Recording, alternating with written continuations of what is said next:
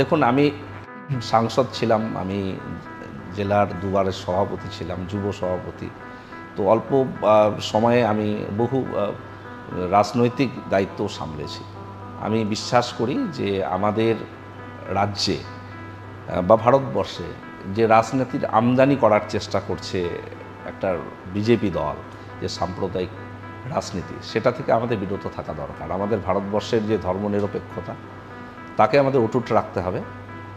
মানুষে ধর্মীয় বিভাজনের ভিত্তিতে কখনোই রাজনীতি হতে পারে না। রাজনীতি হোক মানুষের স্বার্থে, উন্নয়নের স্বার্থে।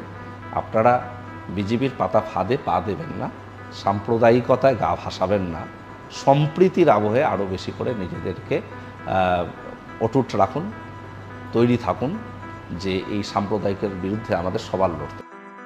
তবে কি কোথাও না কোথাও এই যে চাকরি প্রার্থীদের যারাদের চাকরি গিয়েছে বা যে দুর্নীতির অভিযোগকে কেন্দ্র করে আজকের সুপ্রিম রায়, সেই দুর্নীতির বিষয়গুলোকে স্বীকার করে নিচ্ছেন? আমাদের সরকারি সংস্থাগুলোর এই মুহূর্তে বিমা করবার প্রয়োজনীয়তা নেই। আমাদের গভর্নমেন্টের নিজস্ব একটা ফান্ড থাকে, একটা রিজার্ভ ফান্ড থাকে। যে কোনো অ্যাক্সিডেন্ট বা এই ধরনের বিষয় হলে আমরা সেই ফান্ড থেকেই টাকা মিটিয়ে দিই। এই দু তিনজন যেই কোশ্চেনটা করলো রেস ড্রাইভ নিয়ে, তো রেস ড্রাইভ নিয়ে আপনি বললেন কমপ্লেন করলে আপনারা অ্যাকশন নেবেন, কিন্তু কমপ্লেন কোথায় করবে? প্রত্যেক বাসের উপরে যদি আপনারা এই নির্দিষ্ট নাম্বার লেখেন যে রেস ড্রাইভের জন্য এই জায়গাটা কমপ্লেন করুন, তাহলেই তো মানুষ কমপ্লেন করবে। কোথায় করবে?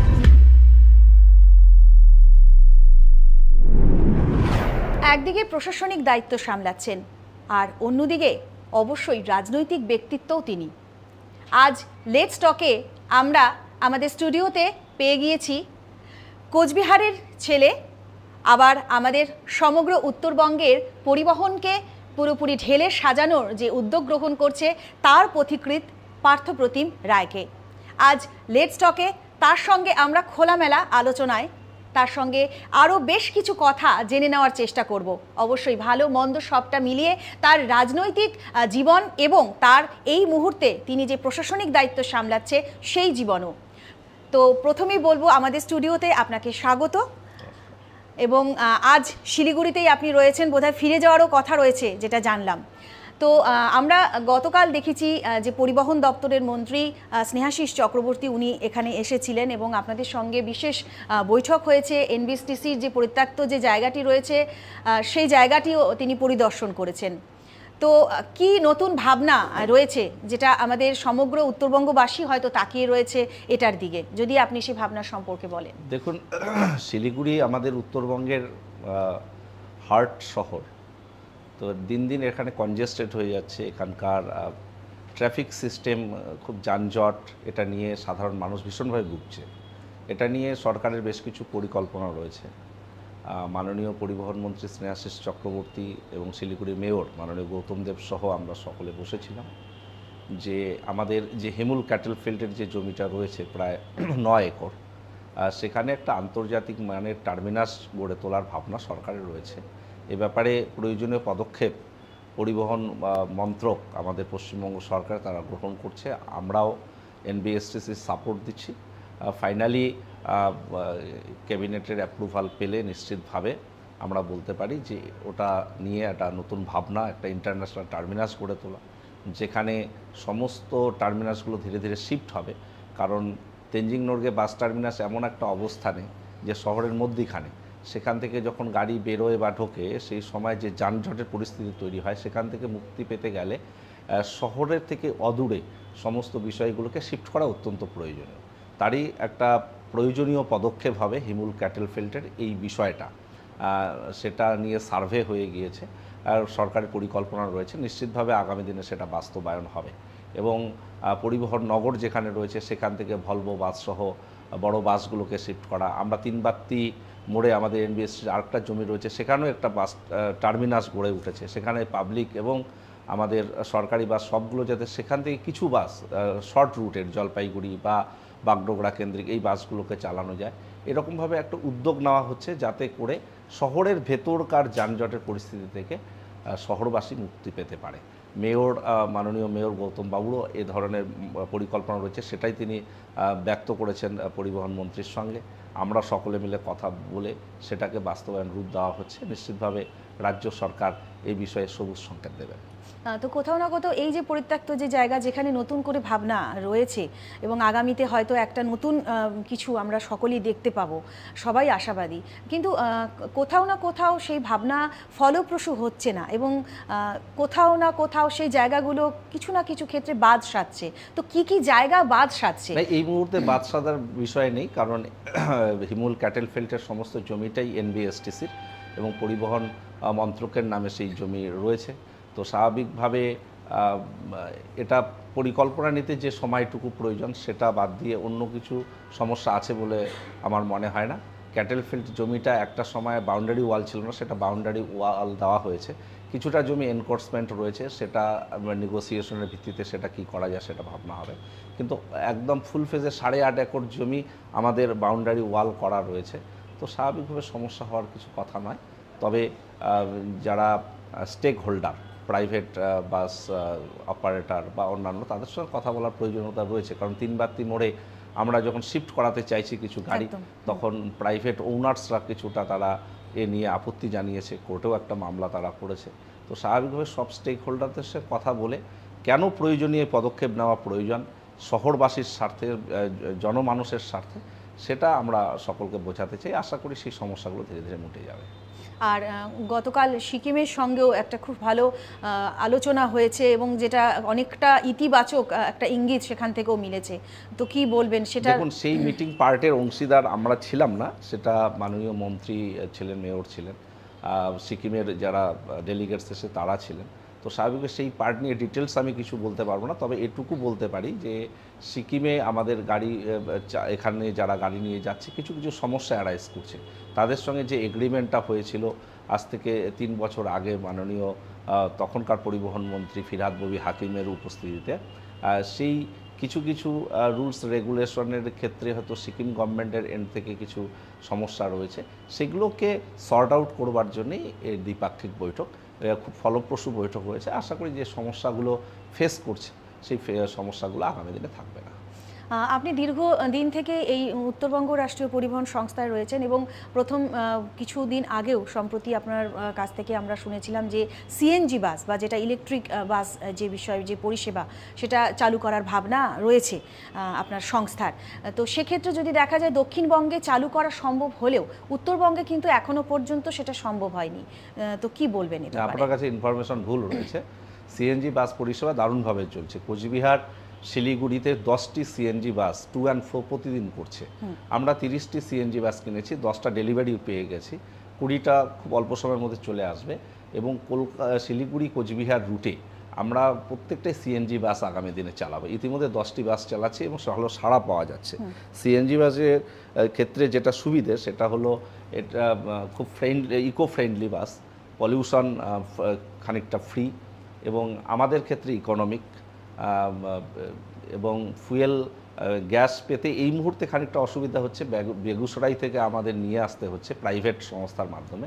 যখন ফুল ফেজে পাইপলাইনের মাধ্যমে গ্যাস এসে পৌঁছবে, আমরা নিজেরাও ফিলিং স্টেশন তৈরি করছি, সেই সমস্যার সমাধান হবে এবং বেশি বেশি করে সিএনজি বাস আরও আমরা নামাবো। তবে খুব বড় রুটে এই সিএনজি বাস চালানো খানিকটা সমস্যা, কারণ সিএনজি সিলিন্ডারগুলো ফিল করলে এক লপ্তে তারা 200-250 কিলোমিটারের বেশি চলতে পারে না। তো স্বাভাবিকভাবে আমরা 150-200 কিলোমিটারের মধ্যে যে রুটগুলো, তার প্রত্যেকটা রুটেই আমরা সিএনজি বাস চালাবো। আপাতত আমরা 10টি সিএনজি বাস চালাচ্ছি কোচবিহার শিলিগুড়ি রুটে, যেটা দারুণভাবে সফল। এবং পাম্প সেটআপও আগামী দিনে আমাদের নিজস্ব পাম্প সেটআপ তৈরি থাকবে। আপাতত প্রাইভেট যে পাম্প অপারেটর রয়েছে তারাই সিএনজি গ্যাসের বেগুসরাই থেকে নিয়ে এসে সেখানে সংরক্ষণ করছে এবং সেখান থেকে পাম্পের মাধ্যমে তারা আপাতত দিচ্ছে। আমরা প্রাইভেট পার্টনারদের সঙ্গে আমরা এই ব্যাপারে মৌ স্বাক্ষর করেছি। আগামী দিনে নিজেদের সেটআপ আমরা গড়ে তুলব। রাষ্ট্রীয় পরিবহন সংস্থার যে বাসগুলো চলছে সেখানে দেখা যায় যে বেশিরভাগ ক্ষেত্রেই সেগুলোর বীমা নেই বা ইন্স্যুরেন্স নেই। তো এই ব্যাপারে কি ভাবনা রয়েছে পরিবহন দপ্তরের? বিষয়টা সম্পর্কে অনেকের ধারণা স্পষ্ট নয়।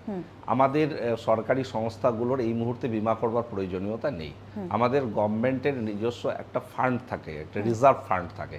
যে কোনো অ্যাক্সিডেন্ট বা এই ধরনের বিষয় হলে আমরা সেই ফান্ড থেকেই টাকা মিটিয়ে দিই। বীমা করার অর্থ হলো তাকে ক্ষতিপূরণ দিয়ে দেওয়া। তো আমাদের নিজস্ব একটা সেটআপ গভর্নমেন্ট তৈরি করেছে, রিজার্ভ ফান্ড। আমাদের সেখানেই টাকা থাকে, আমরা সেইখান থেকেই প্রাপ্য টাকা মিটিয়ে দিই। ইতিমধ্যেই আমরা 12.5 কোটি টাকা প্রায় 350 জন এ ধরনের যারা ক্ষতিগ্রস্ত ফ্যামিলি তাদেরকে আমরা ধাপে ধাপে দিচ্ছি।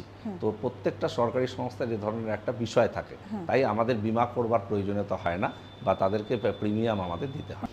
আরেকটা প্রশ্ন অবশ্যই, যে মালবাজার এবং জলপাইগুড়ি যে ডিপোটা রয়েছে সেই ডিপোকে মার্জ করার একটা ভাবনা ছিল এবং সেটা কর্মীর কম থাকার কারণে, তো সেটা কি হলো এখন? এই ভাবনা কোথা থেকে এসছে আমাদের জানা নেই, আমাদের তো ভাবনা ছিল না, আমরা ম্যানেজমেন্ট তো এই ধরনের কোনো ভাবিনি। একবার কোনো কেউ এটাকে ব্যাপারটাকে খবরের জন্য করেছে, কিন্তু আমাদের ভাবনা ছিল না। আমাদের কর্মী সংকট রয়েছে এটা নিশ্চিত, কিন্তু সেই কর্মী সংকট আমরা কিছু ক্ষেত্রে আমাদের অবসরপ্রাপ্ত আধিকারিকদের এক্সটেনশন দিয়েও আমরা চালাচ্ছি। গভর্নমেন্টকে আমরা জানিয়েছি, আশা করছি কর্মী সংকট মিটে যাবে। যেটা আপনি নিজে এখন স্বীকার করলেন যে কর্মী সংকট রয়েছে, তো যেটা জানা যায় যে এখন অস্থায়ী কর্মীদেরকে দিয়েই কিন্তু বেশিটা চলছে, এবং এখনই যেটা বললেন যে যারা রিটায়ার করে গেছেন তাদেরকেও রাখা হচ্ছে, আরও এক্সটেন্ড করা হচ্ছে। তবে সেখানে স্থায়ী কর্মী নেওয়ার ভাবনা পরিবহন দপ্তরের আগামীতে রয়েছে? আমরা পরিবহন মন্ত্রককে, সরকারকে গোটা বিষয়ে জানিয়েছি আমাদের রিকোয়ারমেন্ট, তারা আশ্বস্ত করেছে অল্প সময়ে কিছু হয়তো অনুমোদন দেবে, অনুমোদন পেলেই আমরা সেই বিষয়গুলো দেখব। কিন্তু আপাতত আমাদের যা ম্যান পাওয়ার আছে সেটাকে দিয়েই আমরা চালাচ্ছি। কষ্ট হচ্ছে, বাট আমরা চালিয়ে যাচ্ছি। কিছু ক্ষেত্রে আধিকারিকদের আমরা এক্সটেনশন 65 বছর পর্যন্ত এক্সটেনশন দেওয়া যায় 6 মাস পর পর, আমাদের ম্যানেজমেন্টের সেই পাওয়ার রয়েছে, আমরা সেভাবে চালাচ্ছি। তো সরকারি দপ্তরে স্থায়ী কর্মীর ভাবনা কেন হচ্ছে না, বা অনুমোদন পেতে সমস্যা হচ্ছে কেন? এটা তো গোটাটা গভর্নমেন্ট পলিসি, আমরা গভর্নমেন্টের একটা অর্গানাইজেশন, সো গভর্নমেন্ট পলিসির ভিত্তিতে রিক্রুটমেন্ট পলিসিগুলো হচ্ছে। তো স্বাভাবিকভাবে যেরকমভাবে অনুমোদন আসবে সেরকমভাবে প্রক্রিয়াকরণ করা হবে।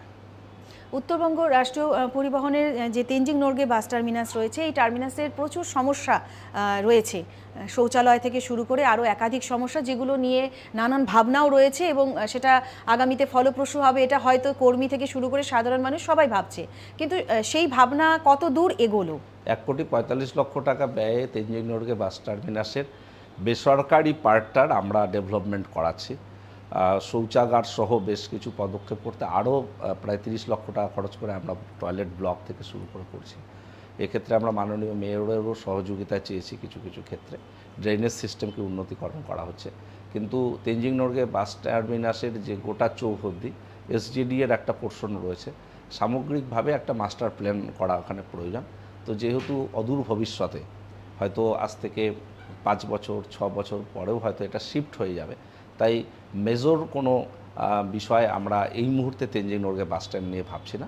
তবে মিনিমাম পরিষেবা দেওয়ার ক্ষেত্রে যে অগ্রাধিকার অগ্রাধিকার দেওয়া দরকার তার উপর বেস করে আমরা কনস্ট্রাকশন ওয়ার্ক করছি।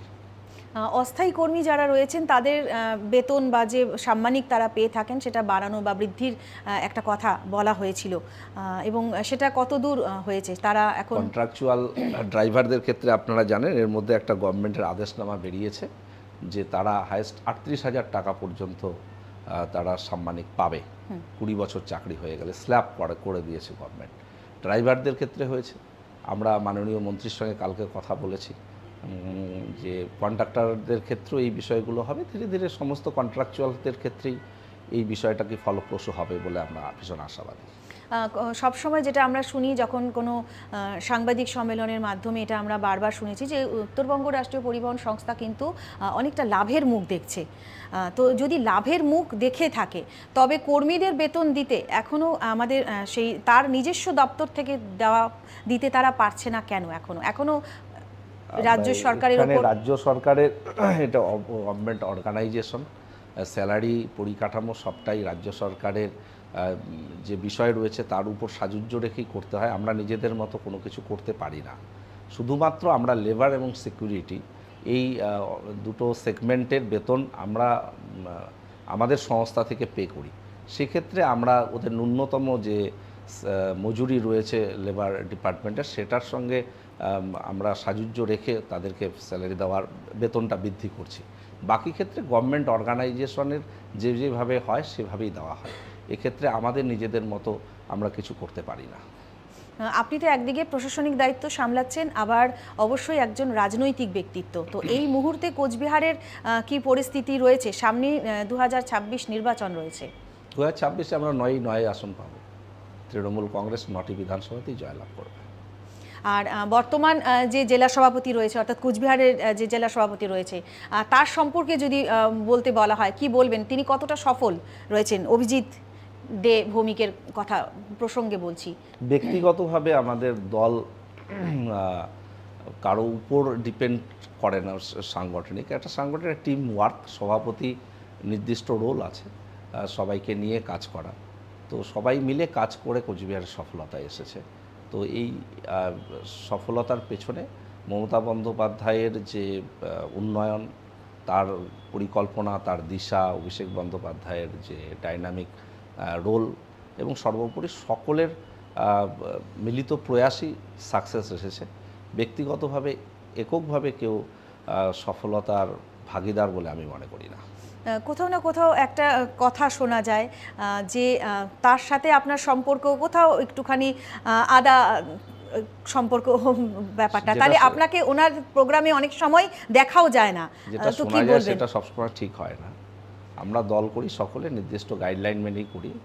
আমাদের নীতি আদর্শ সমস্ত মমতা বন্দ্যোপাধ্যায় কেন্দ্রিক। তো স্বাভাবিকভাবে মমতা বন্দ্যোপাধ্যায়ের যে অ্যাডভাইস বা তার যে নির্দেশিকা, সেটাকেই আমরা মান্যতা দিই জেলা স্তরে। কোচবিহারের কাকাবাবু আর এই ভাস্তার সম্পর্ক একটা সময় একটা তিক্ততার মধ্যে পর্যবসিত হয়েছিল, এবং বর্তমানে যদি দেখা যায় আবার একটা মিল সেই দুই সম্পর্কের মধ্যে এসে গেছে। তো এই কেমিস্ট্রিটা যদি বলেন। না, মতান্তর তো হতেই পারে চলার পথে, একসঙ্গে থাকলে মতান্তর হয়, মনান্তর কখনো হয় না। তো রবিবাবুর সঙ্গে কিছু সময় মতান্তর হয়েছিল, কিন্তু মনান্তর হয়নি। তারই বহিঃপ্রকাশ আমাদের আবার একসঙ্গে পথ চলা। তো দলের অন্দরের ভেতরে এই যে একজনের সাথে আরেকজনের যেটা বললেন মতান্তর, তো এটা কি কোনো প্রভাব ফেলবে না আগামী নির্বাচন বা কোচবিহারের ক্ষেত্রে, রাজনৈতিক ক্ষেত্রে? মতান্তর তো হওয়াটা স্বাভাবিক। মতান্তর না হলে, যদি ডায়লগ করার অপশন না থাকে, তাহলে তো একটা গঠনমূলক কনস্ট্রাকটিভ কোনো কাজ হতে পারে না। যে কোনো জায়গায় আলোচনা করলেই ভিন্ন মত উঠে আসে, সেই ভিন্ন মতের সঙ্গে আলোচনা সাপেক্ষেই সমস্ত কিছু আবার ঠিক হয়ে যায়। তো সেই জায়গাগুলো তৈরি হয়, আবার সবাই মিলে দলের স্বার্থে সর্বতভাবে যান লড়িয়ে দিয়ে দলকে জেতানোই মূল লক্ষ্য হয়ে দাঁড়ায়। তো স্বাভাবিকভাবে এটা একটা ডাইনামিক প্রসেস, কন্টিনিউয়াস প্রসেস। এটাকে অন্যভাবে ব্যাখ্যা করার অবকাশ আছে বলে আমি মনে করি না। আপনি নিজে যেহেতু রাজনৈতিক ব্যক্তিত্ব, আর আজ ঠিক যেই সময় আমরা আজ দাঁড়িয়ে আছি, ঠিক এই কিছুক্ষণ আগেই সুপ্রিম কোর্টের একটি রায় বেরিয়েছে, এবং যেখানে দেখা গিয়েছে প্রায় 26,000 যুবক যুবতীর চাকরি চলে গেল। তো এই ব্যাপারে কি বলবেন? দেখুন, আমি ব্যক্তিগতভাবে আমি নিজেও একজন শিক্ষক।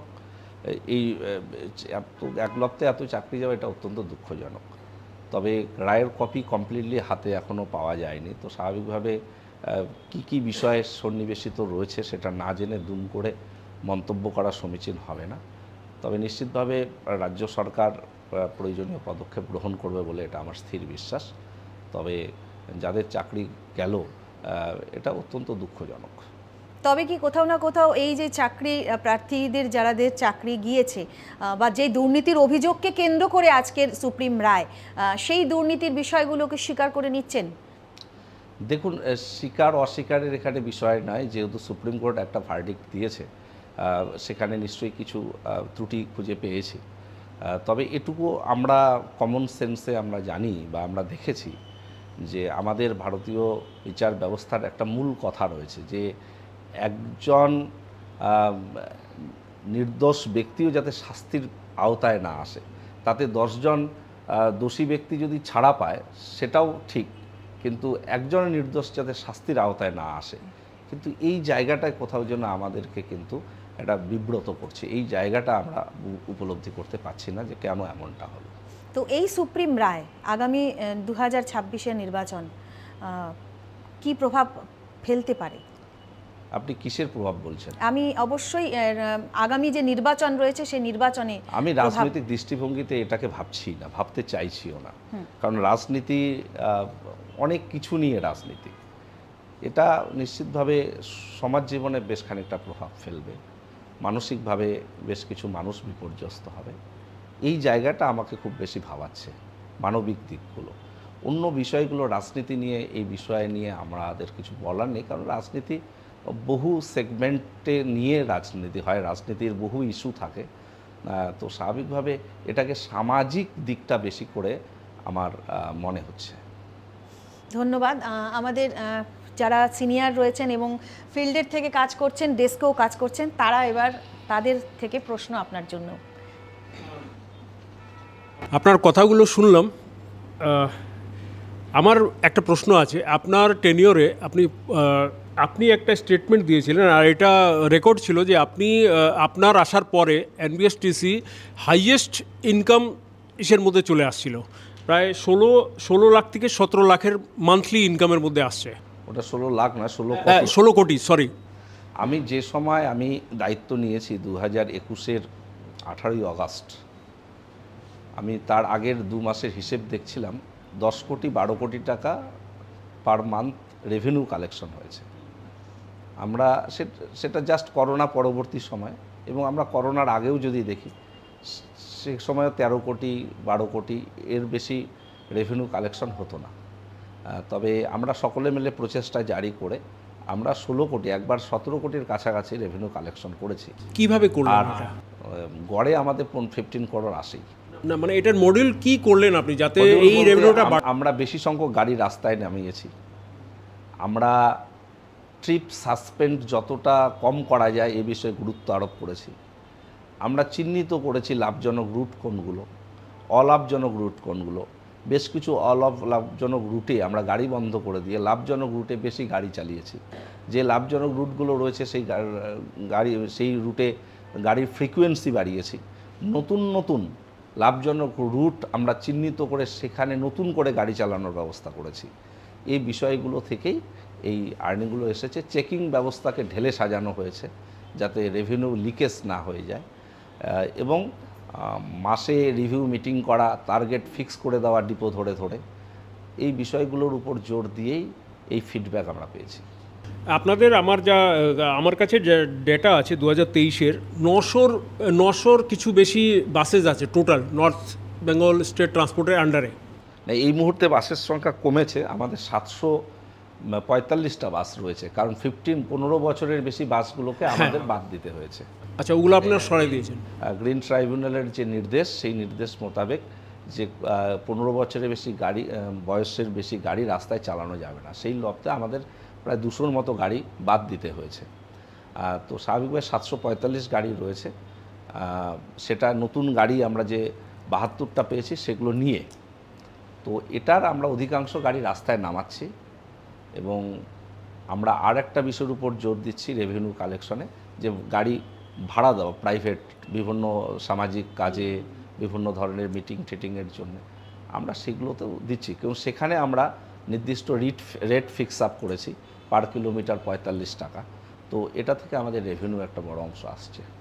আচ্ছা, এই যে রেভিনিউ যেটা বেড়েছে বা আগে যে রেভিনিউ ছিল, যে রেভিনিউটা আমরা যদি রেভিনিউর কথা বলি, তো রেভিনিউ কিন্তু সাধারণ পাবলিক যারা প্যাসেঞ্জার তাদের থেকে আপনারা পাচ্ছেন, তারা আপনাদের উপরে ভরসা করে রেভিনিউটা বাড়াই দিল, মানে তার মানে যাত্রী সংখ্যাটা বেড়েছে। রেভিনিউ বাড়ার মানে যাত্রী সংখ্যা বেড়েছে, কারণ আপনারা তো রেট তো বাড়াননি।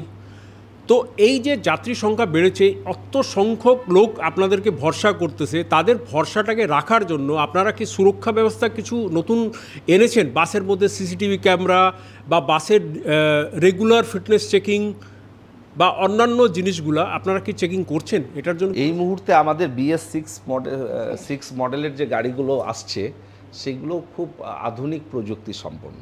সেগুলোতে প্যানিক বাটন থেকে শুরু করে, আপনার ভেহিকেল ট্র্যাকিং সিস্টেম থেকে শুরু করে, সিসিটিভি থেকে শুরু করে, সেন্ট্রালি মনিটরিং সিস্টেম সবটাই ইনবিল্ট করা রয়েছে। তো স্বাভাবিকভাবে সেই গাড়িগুলো একদম যাত্রী সুরক্ষার ক্ষেত্রে সবভাবেই প্রুফড। পুরনো যে গাড়ি, সেই গাড়িগুলোতে সেই পরিকাঠামোগুলো নেই ইনবিল্ট করার, কিন্তু আমরা চেষ্টা করি সেই গাড়িগুলো প্রতিনিয়ত মেকানিক দিয়ে ফিটনেস চেক করানো, সেগুলো সমস্ত বিষয় গাড়িটা স্টার্ট করার আগে একটা মিনিমাম চেক আপ করার বিষয়, এই বিষয়গুলোর ওপর আমরা জোর দিচ্ছি যাতে করে দুর্ঘটনা এড়ানো সম্ভব হয়। नमस्कार सर, मेरा नाम अमर प्रधान है। मैं खबर समय नेपाली चलाता हूँ। सर, सिलीगुड़ी की जो NBSTC बस स्टैंड है, यहाँ पे देखा गया कि हज़ारों की संख्या में लोग एक राज्य से दूसरे राज्य जाते हैं। सिक्किम हुआ, बिहार हुआ, बाहर जाते हैं यहाँ से। तो दिनों दिन यहाँ पे घटना घटती रहती है। तो यहाँ पे विशेषकर CCTV कैमरा जो है यहाँ पे कुछ कार्य कर रही है, कुछ नहीं कर रही है। तो यहाँ पे सुरक्षा के लिए क्या कार्य कर रहे हैं? না, আমাদের সিসিটিভি ব্যবস্থাটাকে আমরা মনিটরিং করছি। সিসিটিভি বেশ কিছু লাগানো রয়েছে। চলার পথে কিছু কিছু যান্ত্রিক ত্রুটি তো থেকেই থাকে। আমরা সিকিউরিটি অ্যারেঞ্জমেন্ট রাখছি এবং লোকাল পুলিশের সঙ্গে আমরা প্রতিনিয়ত টাই আপে থাকি।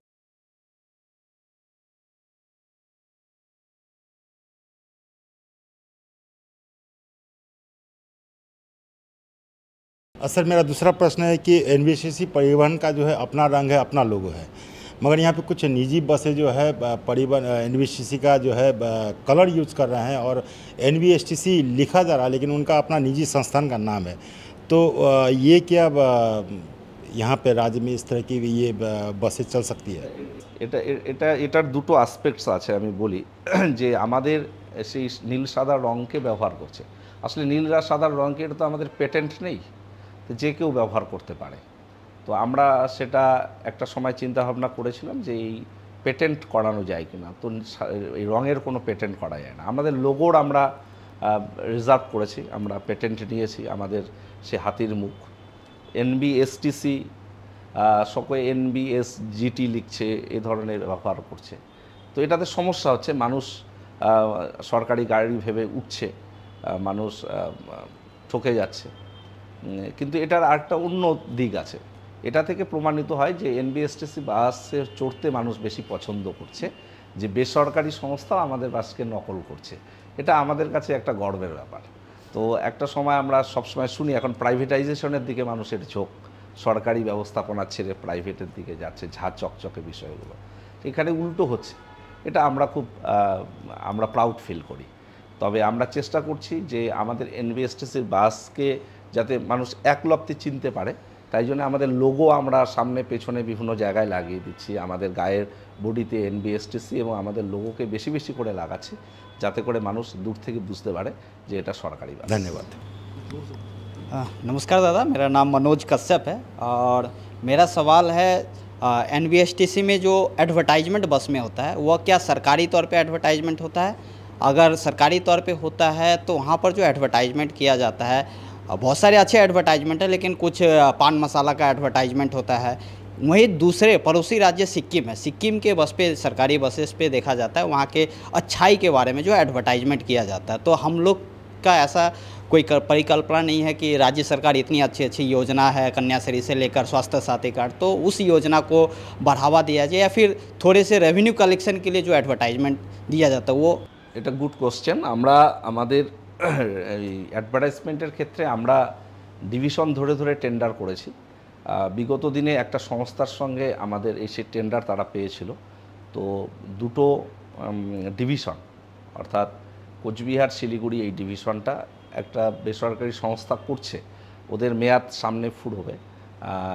তো স্বাভাবিকভাবে তারা পুরনো যে অ্যাডগুলো রেখেছে সেই অ্যাডের মধ্যে কিছু কিছু অ্যাড যেগুলো গভর্নমেন্ট এই মুহূর্তে নিষেধ করেছে, বিশেষ করে পান মশলা রিলেটেড, সেগুলো রয়েছে, আমাদের নজরে এসছে। আমরা তাদেরকে সতর্ক করেছি, সেগুলো তুলে ফেলতে হবে। নতুনভাবে যারা এজেন্সি সংস্থা যারা বরাত পেয়েছে আরও প্রায় 300টি গাড়ির, তারা এ ধরনের কোনো অ্যাড লাগাচ্ছে না। আমরা এটা মনিটরিং করছি। আসলে এখান থেকেও আমাদের একটা বড় রেভিনিউ কালেকশন হয়, প্রায় 2 কোটি টাকার মতো আমরা রেভিনিউ কালেকশন করি পার ইয়ার। তো স্বাভাবিকভাবে যে সংস্থা বরাত পায় তাদেরকে চার্ট দেওয়া আছে যে কোন কোন সংস্থার অ্যাড তারা লাগাতে পারবে না। কিন্তু এই নিষেধাজ্ঞাটা যে সময় জারি হয়েছিল তার আগে পর্যন্ত যে অ্যাডগুলো লাগানো হয়েছে সেগুলো আমরা খুলে ফেলতে বলেছি। কিছু কিছু ক্ষেত্রে খোলা হয়নি, সেগুলো আমাদের নজরে রয়েছে। বিভিন্ন জন আমাদেরকে এই ব্যাপারে তারা জানিয়েছে, আমরা সেই বিষয়গুলো দেখে সেগুলো যথাযথ পদক্ষেপ গ্রহণ করব। मेरा एक और सवाल है, जो सिलीगुड़ी से जलपाईगुड़ी का जो बस चलता है और उस रूट में एनवीएसटीसी का देखा जाता है अधिकतर ड्राइवर जो है रूल्स एंड रेगुलेशन फॉलो नहीं करते। कहीं ये तो नहीं है कि वो सरकारी ड्राइवर है इसलिए रूल्स एंड रेगुलेशन फॉलो नहीं कर रहे, ट्रैफिक का नियम नहीं मानते, या फिर एनवीएसटीसी की तरफ से जो है किसी तरह का उन लोगों को जागरूक करने के लिए कोई अवेयरनेस या चलाया जाता है कि नहीं कि आपको सड़क पर चलना है तो जो नियम है सभी के लिए वह नियम पालन कर। আমরা 3 মাস পর পর ড্রাইভারদেরকে নিয়ে রিফ্রেশার্স কোর্স করাই। আমাদের যারা টেকনিশিয়ান, যারা ইঞ্জিনিয়ার এবং এক্সপার্ট যারা বিভিন্ন গাড়ির সংস্থার, তারা এসে এই রিফ্রেশার্স কোর্সগুলো করায়। সেখানে ড্রাইভারদের চক্ষু পরীক্ষা থেকে শুরু করে তাদের হেলথ চেক আপ যেমন করা হয় এবং তাদের মানে কি করতে হবে, কি করা যাবে না, ডু আর ডোন্টস, এটা আমাদেরকে নির্দিষ্টভাবে জানানো হয়। তো তারপরেও কিছু কিছু ড্রাইভার রয়েছে, এটা আমাদের কাছে অভিযোগ আছে, তারা বেপরোয়া গাড়ি চালায়, রাশ ড্রাইভিং করে, মিসবিহেভ করে। এটা আমাদের কাছে নির্দিষ্টভাবে কমপ্লেন এলে আমরা ব্যবস্থা গ্রহণ করি। এবং আপনারা জানবেন যে আমরা প্রত্যেক বছর বিশ্বকর্মা পুজোর সময় আমরা একটা অ্যানুয়াল ফাংশন করি এনবিএসটিসির পক্ষ থেকে।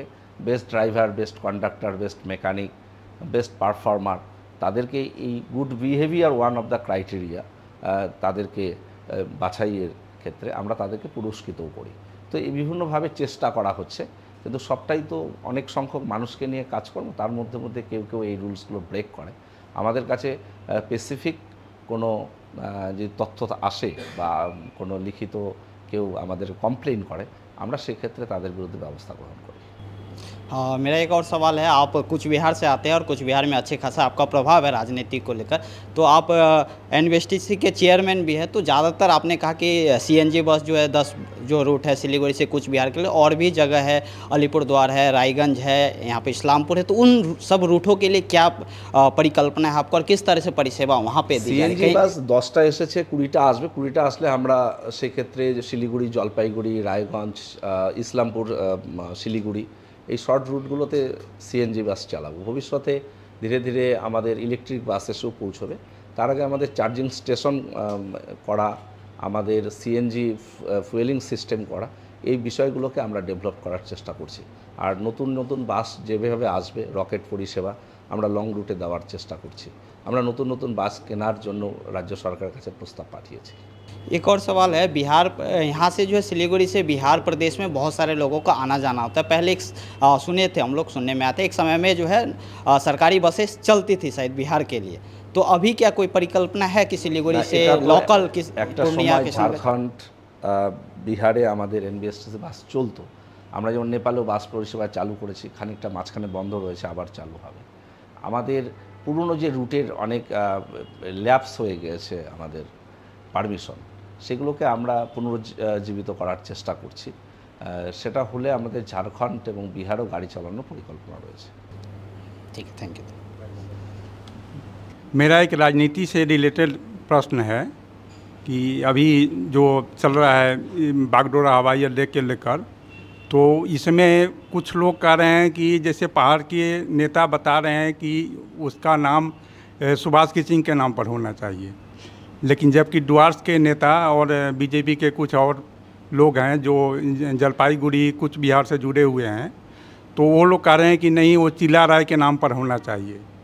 तो मेरे विचार से आपका इसमें आपकी क्या राय है?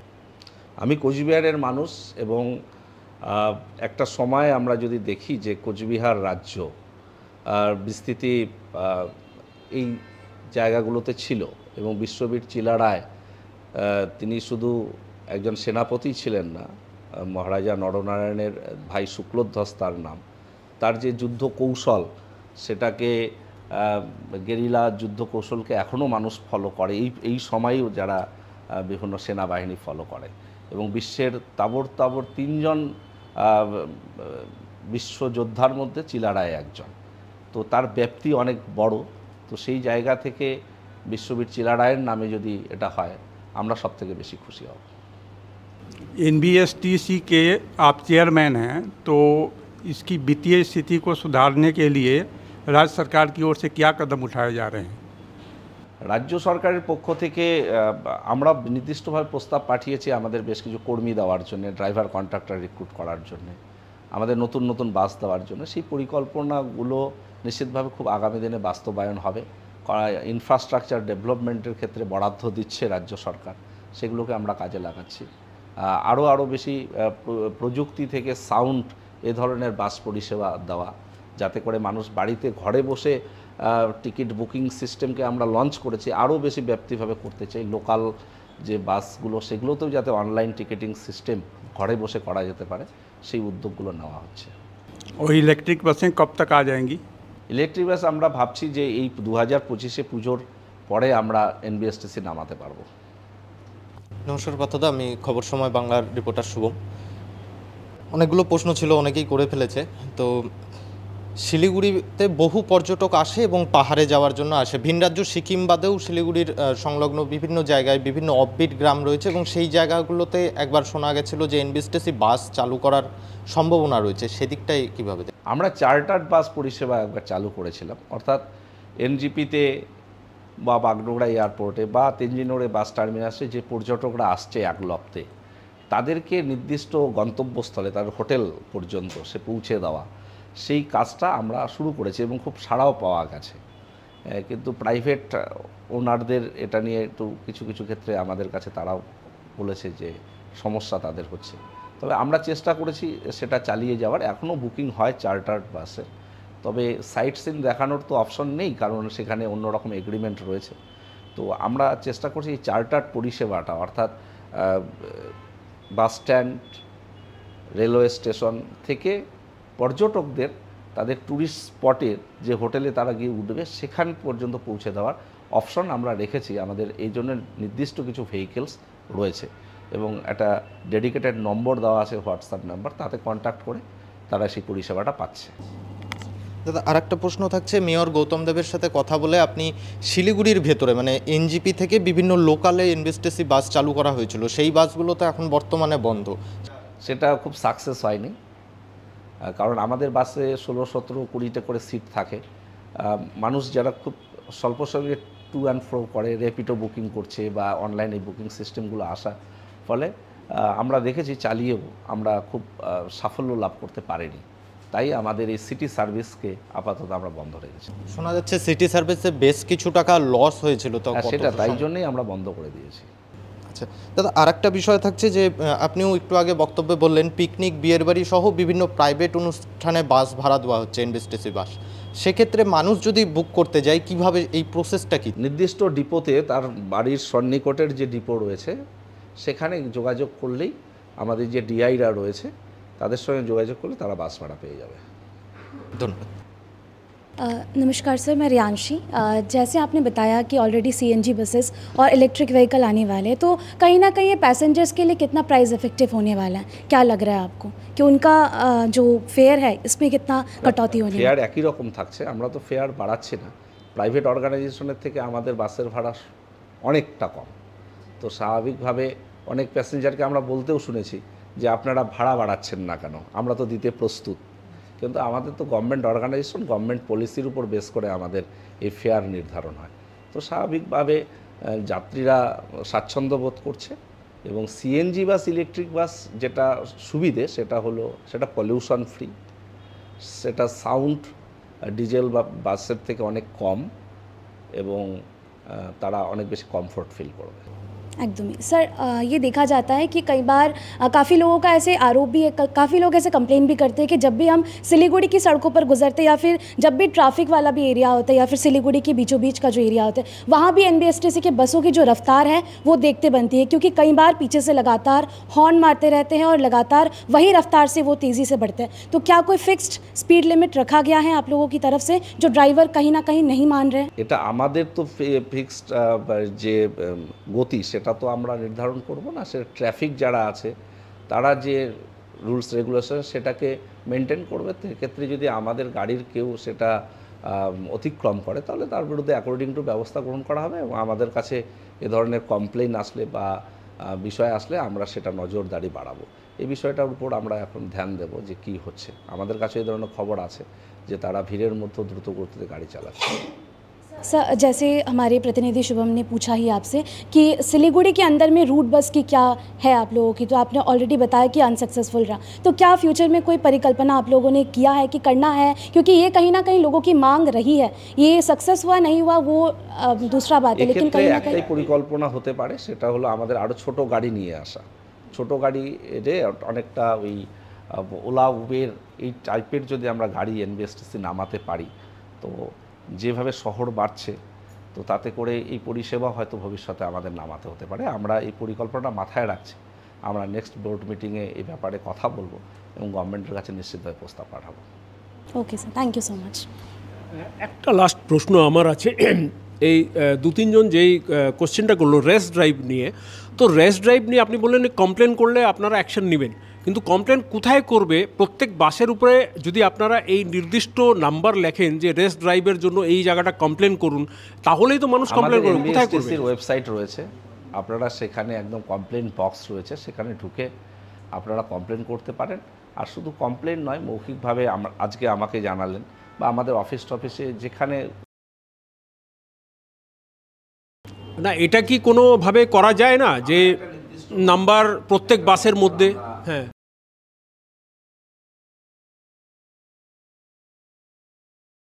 হ্যাঁ, কারণ সবাই তো ওয়েবসাইটে যেতে পারে না, কারণ অনেক লোক আছে যারা ওয়েবসাইট জানে না। অনেক লোক আমাদেরকে এটাও বলে যে আমরা কিভাবে অনলাইন যোগাযোগ করব, এইগুলো জিনিস যদি মনে হয় যে এনবিএসটিসি বাসের মধ্যে যদি নির্দিষ্টভাবে লিখে রাখে তাহলে একটু ভালো। আমরা এটা নিশ্চয়ই করব। আমরা গাড়ির প্রত্যেকটা গাড়ির গায়ে এটা ডেডিকেটেড নম্বর এবং আমাদের ওয়েবসাইট নম্বরগুলো আমরা দিয়ে দেব। ধন্যবাদ।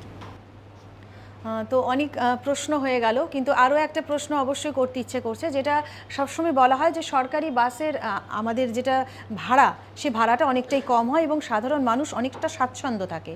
তো আমাদের এই সরকারি বাসে করে কিন্তু যে দূরপাল্লার যে যাত্রা, সেই যাত্রা কিন্তু প্রচুর মানুষ আমরা করে থাকি, কিন্তু এখন সেই জায়গাটা একটু সংখ্যক কমেছে, সেখানে প্রাইভেট যে বাসগুলো তারা অনেকটা সেই জায়গাটা দখল করে নিয়েছে। তো এ ব্যাপারে কি বলবেন, বা নতুন কিছু ভাবনা এ ব্যাপারে? আমরা বেশ কিছু নতুন রকেট বাস নামিয়েছি, এসি বাস নামিয়েছি, সেগুলো খুব কমফোর্ট জার্নি। আমি নিজেও কোচবিহার থেকে বহরমপুর কয়েকদিন আগে ঘুরে এলাম আমাদের বাসে, নন এসি রকেট বাসে গিয়েছে, অত্যন্ত কমফোর্ট জার্নি। এই গাড়িগুলো মানুষ ট্রাই করতে পারে, যদিও আমাদের এই গাড়িগুলোতে ভীষণ রাশ, অনলাইন বুকিং সবসময় ভরে থাকে। তো আমরা এই গাড়ির সংখ্যা বাড়ানোর চেষ্টা করছি যাতে করে এই পরিষেবাটা দিতে পারি। আর বেসরকারি বাসের সঙ্গে আমাদের একটাই পার্থক্য, যে ওদের ডাইনামিক প্রাইস ফেয়ার, মানে ওরা ভাড়া কম বেশি করাতে পারে, কিন্তু আমাদের তো ফিক্সড। তাই আমাদের ক্ষেত্রে কিছু কিছু সমস্যা থেকেই যায়, যেটা ওদের কাছে থাকে না। ওরা এমন সিজনে শিলিগুড়ি কলকাতা 3000 4000 টাকা ভাড়া নিয়ে নিচ্ছে, আমরা তো 600-700 টাকার বেশি ভাড়া আমাদের যা নির্দিষ্ট দেওয়া আছে। তার ফলে আমাদের কিছু কিছু সমস্যা থেকে যায়। তবুও আমরা চেষ্টা করি সেই সময় অতিরিক্ত পরিষেবা দিতে। আমাদের রকেট সার্ভিস আমরা এক্ষেত্রে বাড়াচ্ছি। তার মানে আগামী কত দিনের মধ্যে সেই সার্ভিসটা বাড়বে, বা বিশেষ করে দূরপাল্লার ক্ষেত্রে? দূরপাল্লা ইতিমধ্যে নর্থ বেঙ্গল থেকে 12টি গাড়ি প্রতিদিন কলকাতার উদ্দেশ্যে রওনা হয়, কোচবিহার, আলিপুরদুয়ার, শিলিগুড়ি, রায়গঞ্জ থেকে। তো এই সংখ্যাটা আরও বাড়াবো। আমরা নতুন কিছু গাড়ি কেনার পরিকল্পনা করছি, সেক্ষেত্রে রকেট সার্ভিস আমরা কিছু রাখবো। আজকে এই লেটস টকের মঞ্চ থেকে যেই প্রশাসনিক দায়িত্ব আপনি সামলাচ্ছেন, ঠিক সেই পদের থেকে আপনি কি বলতে চাইবেন আমাদের সমগ্র উত্তরবঙ্গবাসীকে? আপনারা উত্তরবঙ্গের একটা বড় অংশের মানুষ আমাদের পরিষেবা গ্রহণ করে। সেই পরিষেবা গ্রহণ করতে গিয়ে তারা কিছু সমস্যার সম্মুখীন হয়, নির্দিষ্টভাবে আমাদের জানালে আমরা সেগুলোকে কমব্যাট করব এবং আমরা চাই আপনারা আরও বেশি করে গাড়ি উঠুন। একটা অভিযোগ আমারও রয়েছে সাধারণ মানুষের প্রতি, সেটা হলো যে আমাদের কিছু কিছু ক্ষেত্রে বিনা টিকিটে ভাড়া নিয়ে নিচ্ছে, টিকিট দিচ্ছে না। তো আপনারা এটা প্রোটেস্ট করুন, আপনারা টিকিট চেয়ে নিয়ে আপনারা নির্দিষ্ট ভাড়া দিন, আমাদের রেভিনিউ বাড়বে। রেভিনিউ বাড়লে আমরা আরও বেশি পরিষেবা দিতে পারবো। আর একজন রাজনৈতিক ব্যক্তিত্ব হিসাবে এই মঞ্চ থেকে কি বলবেন? দেখুন, আমি সাংসদ ছিলাম, আমি জেলার দুবারের সভাপতি ছিলাম, যুব সভাপতি। তো অল্প সময়ে আমি বহু রাজনৈতিক দায়িত্ব সামলেছি। আমি বিশ্বাস করি যে আমাদের রাজ্যে বা ভারতবর্ষে যে রাজনীতির আমদানি করার চেষ্টা করছে একটা বিজেপি দল, যে সাম্প্রদায়িক রাজনীতি, সেটা থেকে আমাদের বিরত থাকা দরকার। আমাদের ভারতবর্ষের যে ধর্মনিরপেক্ষতা তাকে আমাদের অটুট রাখতে হবে। মানুষে ধর্মীয় বিভাজনের ভিত্তিতে কখনোই রাজনীতি হতে পারে না। রাজনীতি হোক মানুষের স্বার্থে, উন্নয়নের স্বার্থে। আপনারা বিজেপির পাতা ফাঁদে পা দেবেন না, সাম্প্রদায়িকতায় গা ভাসাবেন না, সম্প্রীতির আবহে আরও বেশি করে নিজেদেরকে অটুট রাখুন, তৈরি থাকুন যে এই সাম্প্রদায়িকের বিরুদ্ধে আমাদের সবার লড়তে হবে। ধন্যবাদ অসংখ্য আপনাকে, এবং আপনার সময় থেকে বাঁচিয়ে আমাদের স্টুডিওতে এসেছেন। এবং লেটস টকে আজ কিন্তু আমরা একেবারে খোলাখুলি আলোচনায় পেয়ে গিয়েছিলাম পার্থদাকে। আজ কিছু ভালো কথা, কিছু খারাপ কথা, মন্দ ভালো সব মিলিয়ে কিন্তু একেবারে দরাজ মনে তিনি কিন্তু আজ উত্তর দিয়ে গেছেন। তো আপনাদের কেমন লাগলো অবশ্যই জানান। আগামীতে আরও কোনো অতিথি নিয়ে নিশ্চয়ই লেটস টকে আবারও হাজির থাকছি। ধন্যবাদ।